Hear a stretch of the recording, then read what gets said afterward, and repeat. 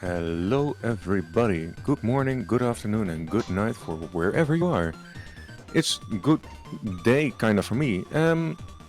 We're live with The Legend of Dark Witch Episode 2, The Price of Desire by certainly someone here. I don't have anything to add about it. I'm just gonna let you take over. Someone, good luck. Thank you. Real quick, I want to introduce my commentator for this run. Give a share. Hi. Hi, hello. You may have heard me a few runs ago as host, but now I'm here again. I hope you're not tired of my voice yet. Nah, you have a great voice. Anyway, let's get going with the run, shall we? So, just quickly gonna set up a new file. So a lot of settings to be done. Let's do a fun costume. Alright, and then whenever tech is ready, I'll be giving a countdown in 5, 4, 3, 2, 1, go. So, something fun to notice, we start off, we have 8 stages. We select the third stage, not the first one. In this game, you have on the bottom, you can see we have a lot of upgrades. This will make us go faster, shoot more shots, etc. And to get those upgrades, we need to kill enemies. On the bottom screen, you'll also be able to see 4 spots that are missing, 4 crystals that are missing. And collecting those will allow us to buy more power-ups, and there's one of them. We'll be collecting all of them in this stage, and that's also the reason we choose this stage as the first stage. Okay, this is inconvenient. Okay, there we go. Because normally those crystals in this stage are really easy to get. And that's why it's important to start with this stage. Furthermore, I want to explain something right now that we'll see come into play later. But once you take damage twice in a game, you activate something called revenge magic. And revenge magic is really powerful, and it will be the primary tool we use to destroy bosses. For now. Up first is the first boss, Clincy. She's a librarian. And why we need to fight a librarian? Yeah, well, we're actually the god of magic, and we're investigating some researchers, including this librarian, that are apparently not using magic for good deeds. Okay, there we activated revenge magic. And that was Clincy. Relatively easy first boss fight, though I could have taken hits throughout the stage that would normally make the boss fight faster. We're just quickly going into a shopping menu. Obtain 2 new power-ups for ore slots on the bottom. We got ourselves Express, and Dash. Express is essentially a faster speed upgrade. You'll notice we're already moving a lot faster just with 1 Express. And Dash, well, Dash is kind of broken. It's a short dash when you use it on the ground, but using it in the air allows you to carry your momentum through, which it lets you go fast. Alright, so... Okay, just need to collect that. Yeah, so as people may notice, this game is a lot of like Mega Man-esque things going on in it, with 8 bosses, powers you can collect and all that. Which is pretty cool. Yeah, the game definitely took inspiration from Mega Man. And what happened there was I carried too much momentum. That just happens sometimes. Yeah, with the dash moving that fast, it's easy to overshoot. Yeah, I'll just quickly catch up. I'm not going to collect that crystal anymore because crystals, they stay saved when you die, so at least it doesn't cost as much time dying. That hitbox was not kind to me. Alright.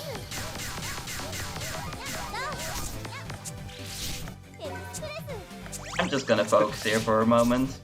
Yeah, that's totally fair.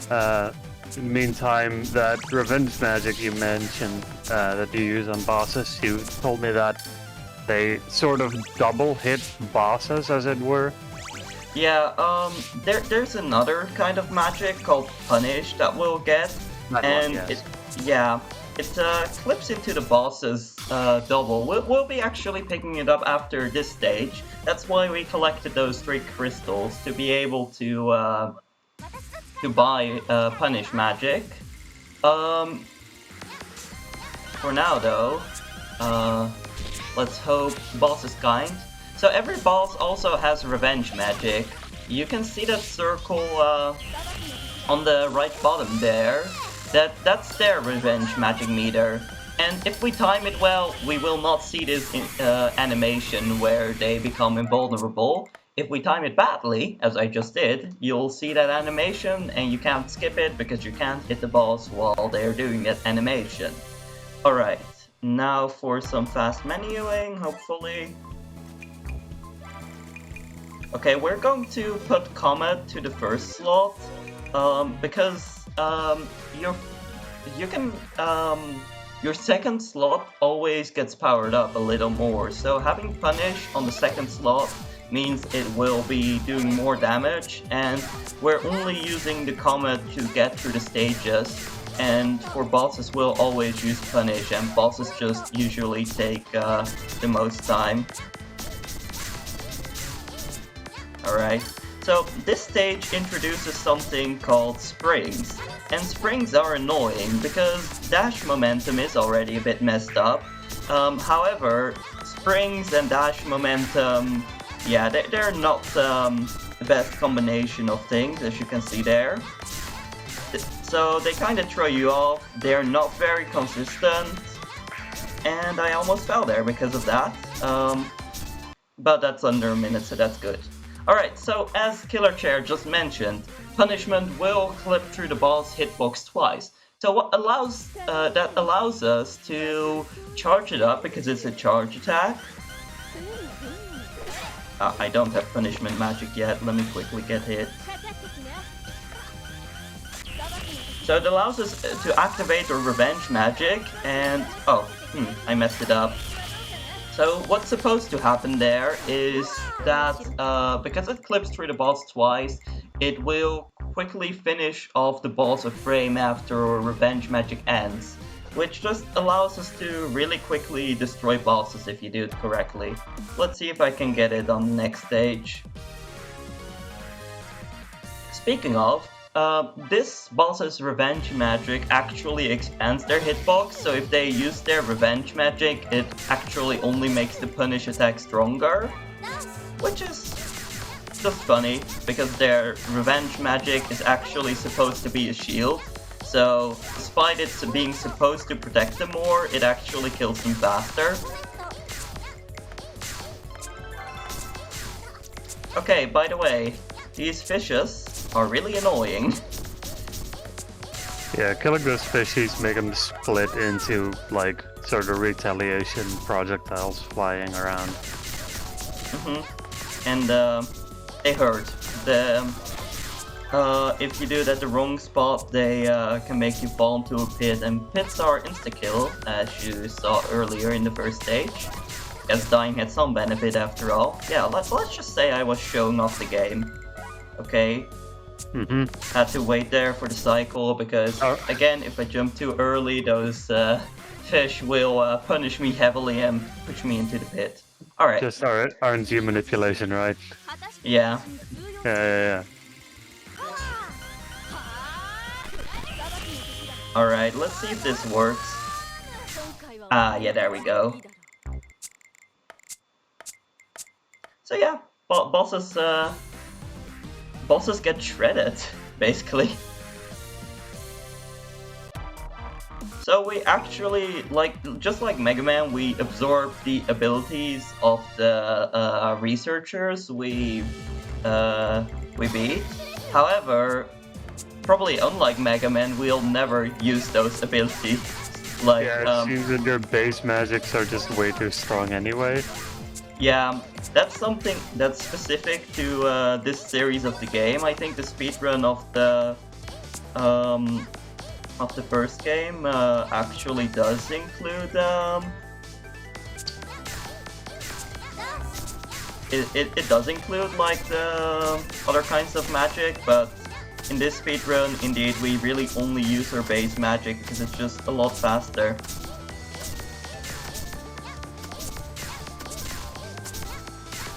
Just gotta be careful for those dogs. Alright, now I can skip through.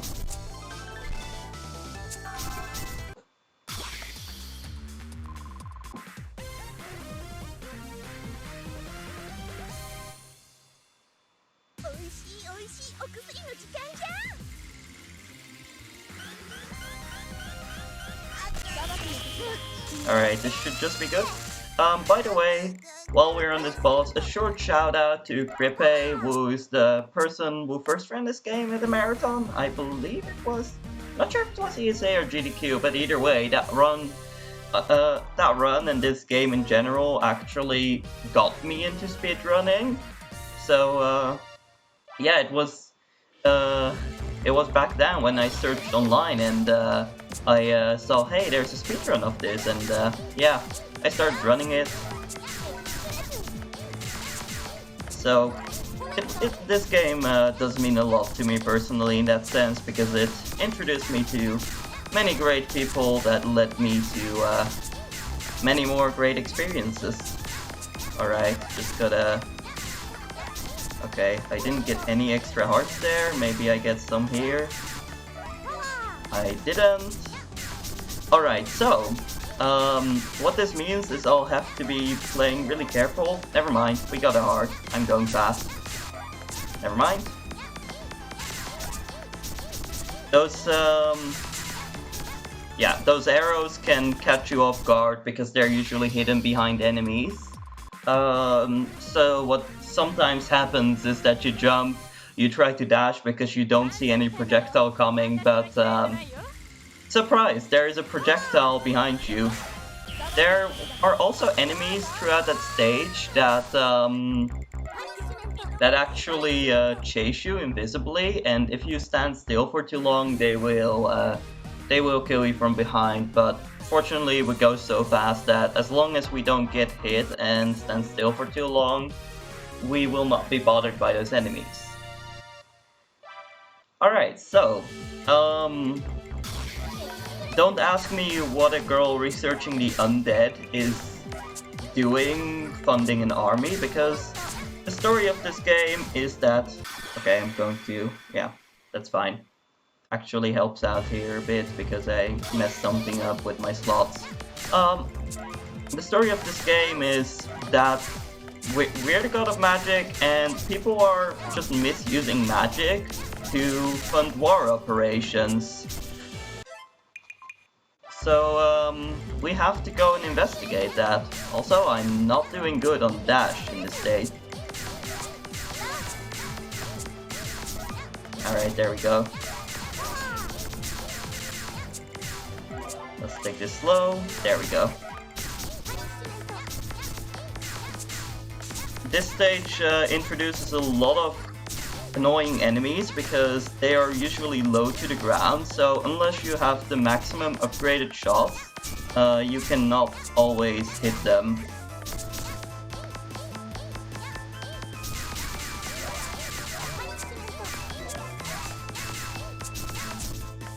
But that can sometimes also come in very useful. For example, most of these ghosts, you can walk below them. Okay, I'm just gonna... There we go. Yeah, that enemy was a bit in the way.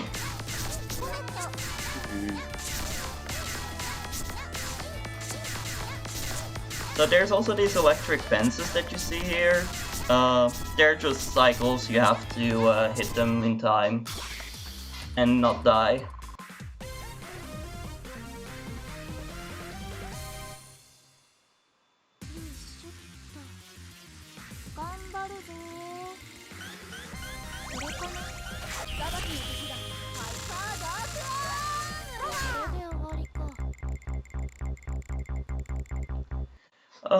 So you might think we almost already beat 8 bosses. So are we coming up to the end of the game? No, because this game is exactly like Mega Man where, you know, it unlocks more. I just got a menu correctly here real quick. Alright. And then... Alright, that should work. By the way, I do quickly want to point out that if this game looks interesting to you, I swear it's a lot slower casually than it is in a speedrun. Also, my dash didn't trigger. It's a lot more fun casually as well. The game is available on 3DS, PC, and the first game is available on a lot of different things as well, including Switch, because there was a remake for the first game recently called Dark Witch Renovation. It's lovely. Okay, so those walnut enemies are unkillable, so I just gotta make sure to not bump into them, or exactly bump into them so I get invincibility frames to get through them real quick. Okay, there we go. This is Rudy. Rudy is my favorite boss because she's very energetic. The problem with that is that she's going to jump up, so... Okay, yeah, no, I messed that up. You can do that fast enough, so she doesn't jump away, but oh, I accidentally blocked the second one.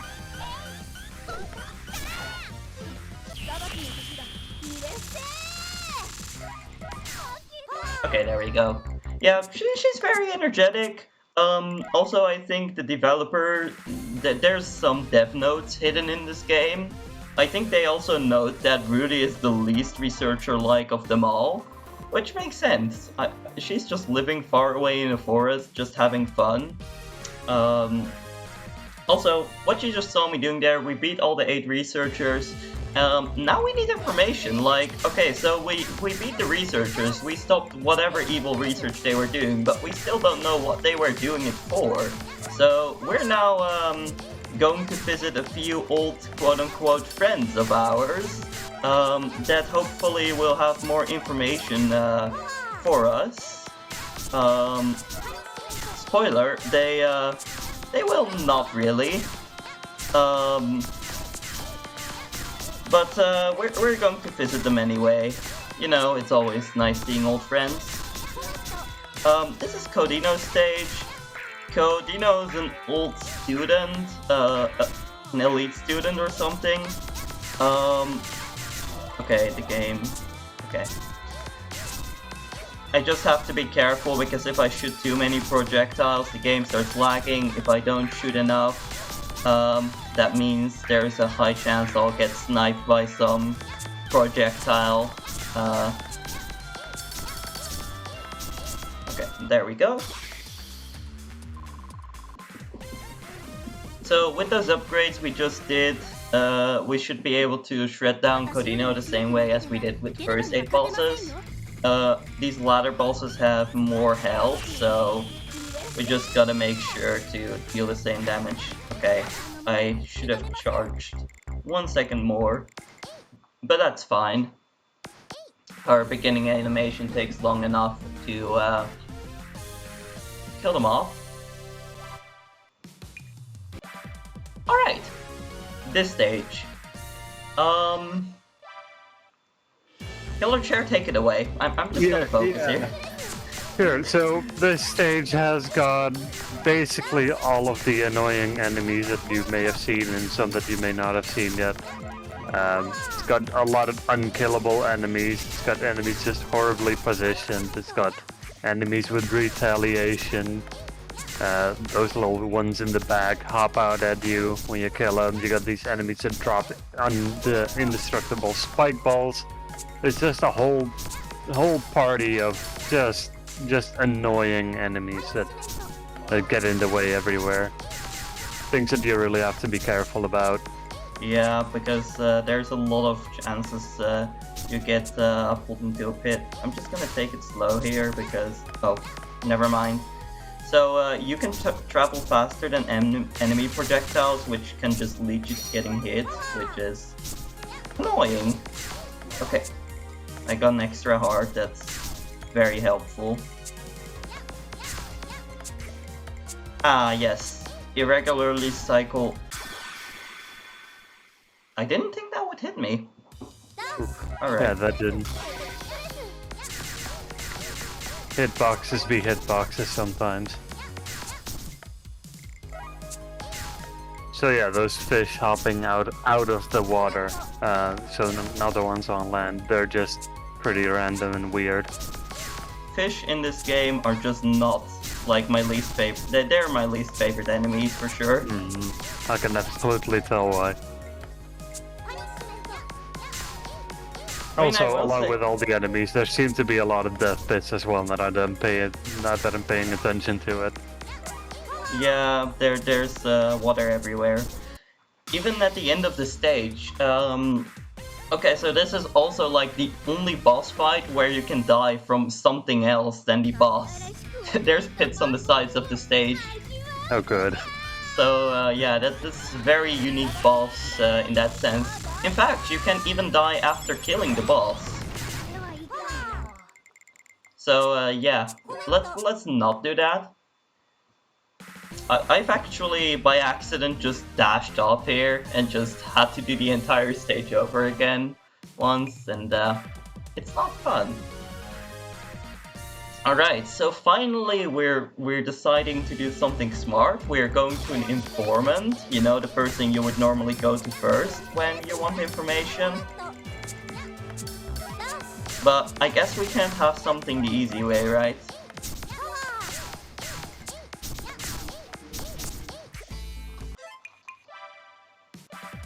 Alright. I was going to fall into a pit there, so I had to quickly restart. Yeah, so I assume resetting is just faster than letting the thing play out. Yeah, it depends, because in this, it depends on how far you are, but also how long, like, because if you fall into like one of these long pits, it just takes longer to hit the bottom than just quickly menuing does. The menus in this game are really fast if you just pay attention to them.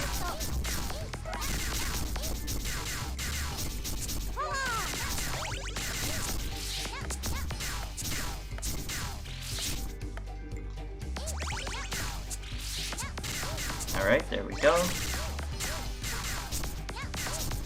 They just gotta make use of those frames. That wasn't too bad. It's actually funny because recently I still PB'd in practice with a few deaths. There's a lot of time save you can have with proper menuing, I think. I've also been recently exploring with new upgrades for this route, because despite it seeming optimal to just go for revenge magic, we'll be actually coming up to a boss rush soon. Let me quickly do this, and then attack. Alright. Yeah, so this is the last normal stage we'll have, and after that is already the final stage. It's a boss rush, so what that means is that we don't have the opportunity to use revenge magic every time, because again, to use revenge magic we need to get hit twice, and letting ourselves get hit twice on every boss, even though every boss restores 1 health, it would just mean that you put yourself, you have to wait out the boss cycles, and that's just not okay. It just takes too long. So I messed up the dash upgrade, but that's fine. Okay, there we go.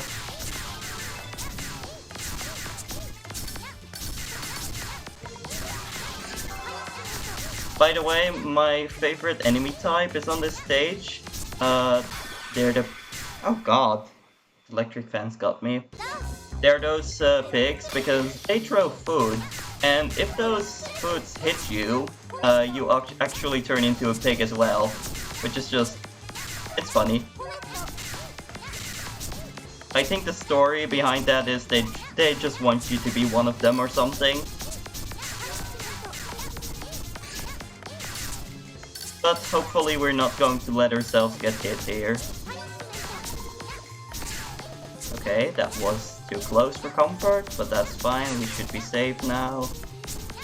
Yeah, there we go.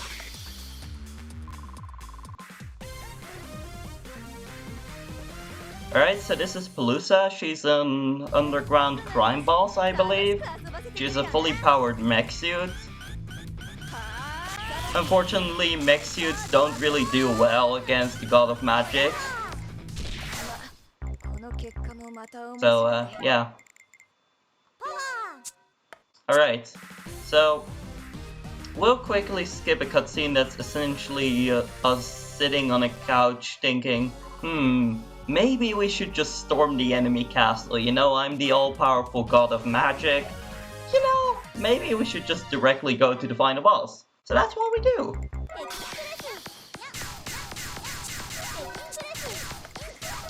Pretty good that it takes a god, powerful god, so long to think of that idea. Alright, so we're just doing this in any random order we want.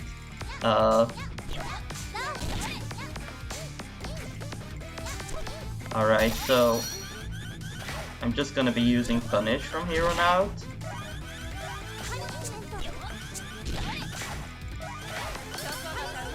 And I mistimed it, which gets us Timing Halt, which slows literally everything down, so it's like the worst punishment power to get.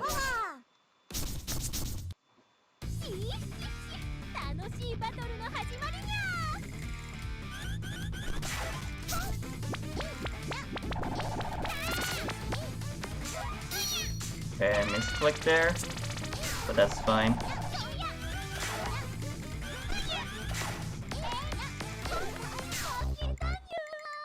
Maybe during the boss rush would be a good idea if the host has anything to say. Yeah, sure. Most certainly, I do have something to say.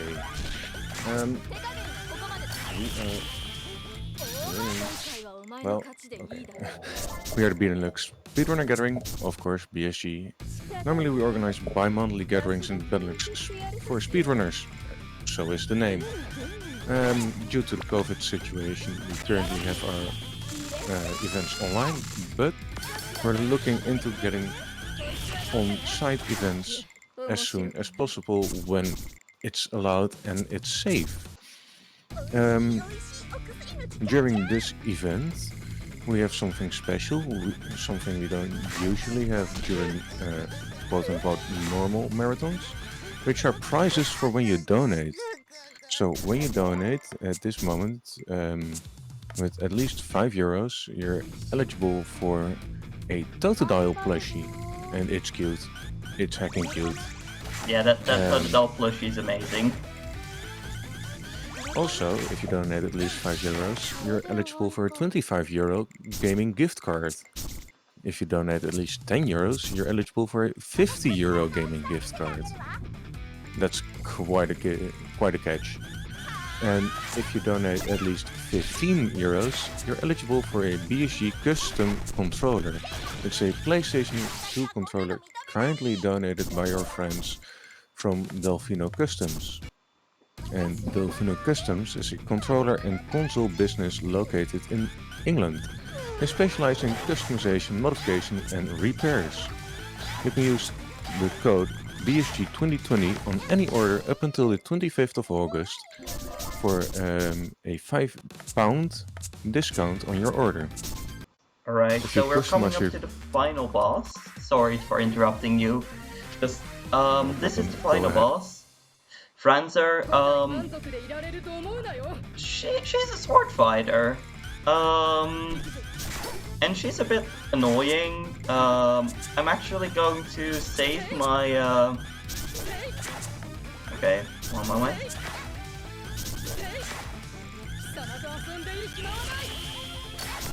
Alright. Okay, there we go.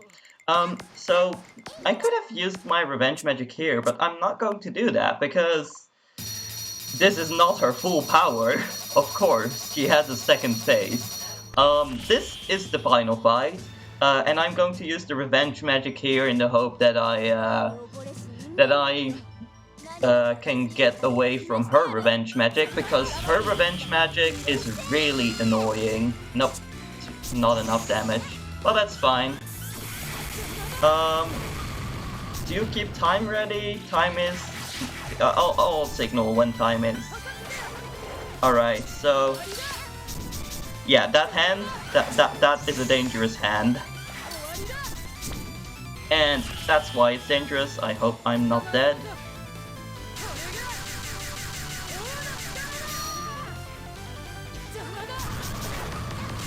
Okay. Time is coming up. Time. 23, 28. That's not too bad. GG. I still think GG. I'm a bit sad I died a lot that run. But that's fine. I hope I was at least able to show off how fun, colorful, and fun music this game have. Real quick, I just want to shout out the great developer of this game. They put a lot of stuff in the game for speedrunners as well. There's entire speedrun cards that you can see your individual times on, your upgrades. It's really useful for finding new routes. There's also fun stuff like an enemy book where you can see all the enemies and their animations. And even a music hall where you can get great music. So yeah, that was Legend of Dark Witch. Thank you for watching, and have a great day watching the rest of this amazing marathon. If you want to see me again, I will be having one more run at midnight today, so hopefully see you then. Alright, thank you, Solon. Up next, we had on our schedule Rustler. However, due to some unforeseen, circumstances, up next will be Ape Escape from the one and only Rickles. We're gonna go into a quick intermission first. We'll do some tech setup. We'll be right back with you in just a couple of moments.